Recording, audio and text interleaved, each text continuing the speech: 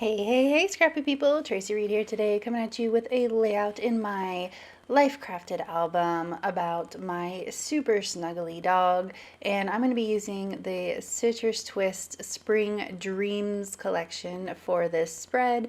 And I have an idea with this stripy paper, so I'm going to cut it up into bunch of stripes. And then I'm going to create a base for this page.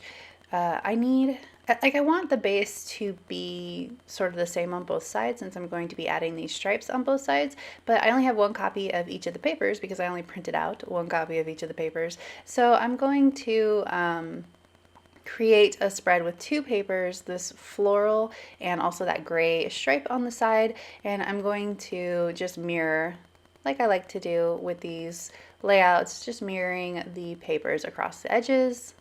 And that gives me a good base for what I want to do with these stripes, which is I want to have them sort of on both sides of the page and coming in from the outside edges. So I'm going to trim them up and I'm going to stagger them so that they're not like equal across both sides of the page. They are different lengths on both sides.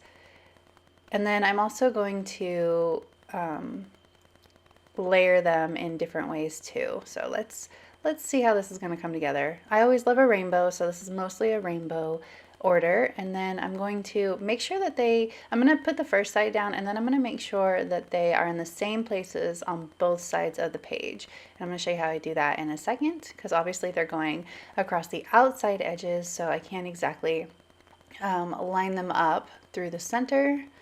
So now I've got this down. And I'm going to take the outside edge of this page and I'm going to line it up with the outside edge of that page by switching them around, and now I can put these papers down exactly where they are on the other side. So that was a good way for me to make sure that everything is lined up across the page perfectly. Once I have that done, I decide that, of course, which I'm doing so much with Citrus Twist lately, I wanted to add in some embroidery. So I'm going to get out my embroidery thread, floss, and I'm going to match the colors to each one of the color stripes. And then I'm going to add in some X stitching all the way down because I thought X's would make a good impact. All right, so I'm going to use this one instead, which seems like an odd choice. It's more brown than peach, but it actually works out pretty well. So I'm going to take my awl and I'm just going to punch holes on every single edge. I'm not going to do the whole edge, of course, and I'm making sure to stagger them across the page so that all the stitching isn't in the same place. And I'm also making sure to switch up the edges as well. So like sometimes the stitching will be on the bottom of the color, sometimes it will be on the top.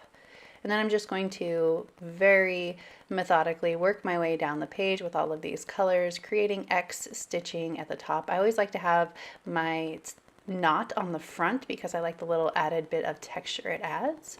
So you can see there's all the stitching.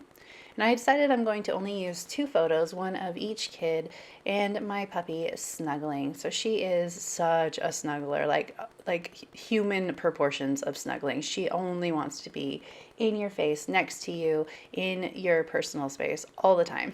So I love both of these pictures. This one is Finn sleeping.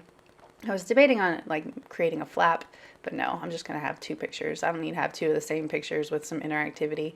You can pare it down, Tracy. It doesn't have to be crazy. It's already crazy with all of the stitching. That took quite a while. Anyway, so I love the photo of both of like the two separate instances of her being a snugglebutt. So I'm going to add in some titles with this Citrus Twist alphabet. That one's called Harper, the Harper Alpha. And then this is the lowercase, the brand new one that's in the shop now. Oh, I forget what it's called, but it's the lowercase version. And it's so good together. Look at that. It says, "You've got a friend in me." And of course, the spacing down there where in me kind of didn't work out great. So I need something to bridge that gap between the two.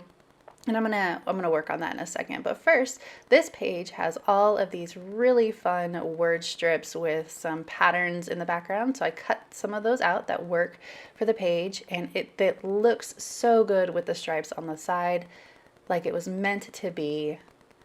And so I'm gonna just add in a bunch of them.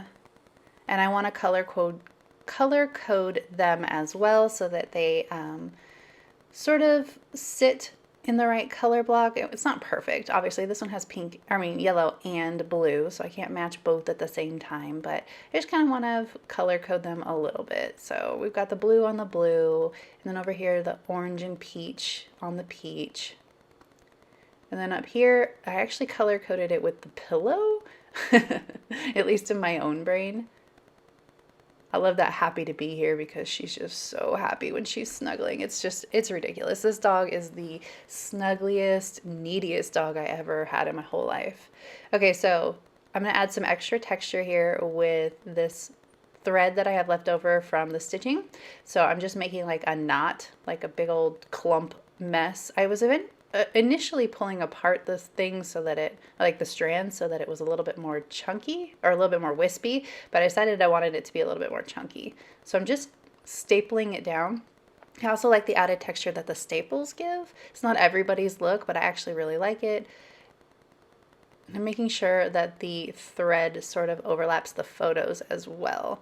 I'm going to do it one more time here with the blue, and I'm actually going to overlap the sentiment down here. I want to make sure that everything is nice and chunky, so I'm just making sure that I don't wisp it out even though I tried to do it again. And then, of course, I want it overlapping a little bit, so there we go. All right, so I'm going to do something else with these other, with the green here in a second, but I'm going to put that aside for a minute after I finish this pink, and I'm going to come in with the green later. Oh, I love all of that extra texture. I really didn't use much on this page besides paper and string. I added some die cuts, but really the impact of the page is all of this paper and embroidery floss. It really just sort of set up this whole page to where I didn't actually need too much. Again, we're color coding here, so we've got this pink word bit and the blue star at the bottom. Decide that the best thing to do to bridge that gap between friend and in me is to put this green thread underneath the photo. So it lines up with the green paper strip, but it's not attached to it, but it works perfectly with the theme of with the rest of the page. I added that pink heart over the top just to hold it down. I have some of these puffy stickers from the Citrus Twist store. Citrus Twist stocks their store with things that will match their collections really well, so I got a sampler pack of those. And then I'm going through my Citrus Twist box of goodies, just all of the randomness that I have from CTK that doesn't really belong in a collection anymore. I just have like this gorgeous box. Oh, I wanted to use this sleeping fox so bad. How perfect is this with this page? But it was just too big. There was nowhere to put it that made sense with this page, even though I really, really wanted it. Like, there would be no more perfect page than this one to put it on, but it just didn't work. So I have this yellow flower that I'm going to put over the yellow, and then I'll put the pink flower over the pink. I think I like using flowers, even though two of my kids are boys. I like using flowers. I don't care about it at all. It's my page, and I am going to use flowers if I want to, but I also need another flower because I need one at the bottom there. So I go back into my stash and find a blue flower from Citrus Twist that matches the style of the other two flowers. I'm going to put it over here at the bottom, but when I cut it off, it kind of looks weird at the bottom, just sitting there. So what I do is I cut this leaf off of here, and I'm going to add it to this down here, and I think it helps to anchor this blue flower so that it doesn't just look like this random blue blob floating at the bottom. Perfect. All right, we are getting close to done here because this is coming together so well. Love it, love, love it. I pulled out some more embellishments from my Citrus Twist stash, but I don't think so. I decided that none of the ephemera that came with the Spring Dreams collection really matched the style of this page very well, just because it came out so much more bold than the sort of vintage style embellishments really led on the page. So that's okay.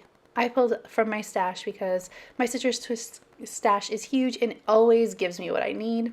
But that is it for this video. If you enjoyed it, I'd love it if you give it a thumbs up. If you're new here, go ahead and subscribe. I would love to have you. If you don't already, you can follow me over on Instagram. I'm at Tracy M. Reed. I'd love to see you over there as well. There's a link to Citrus Twist in the description box below, and I'll see you next time. Thank you.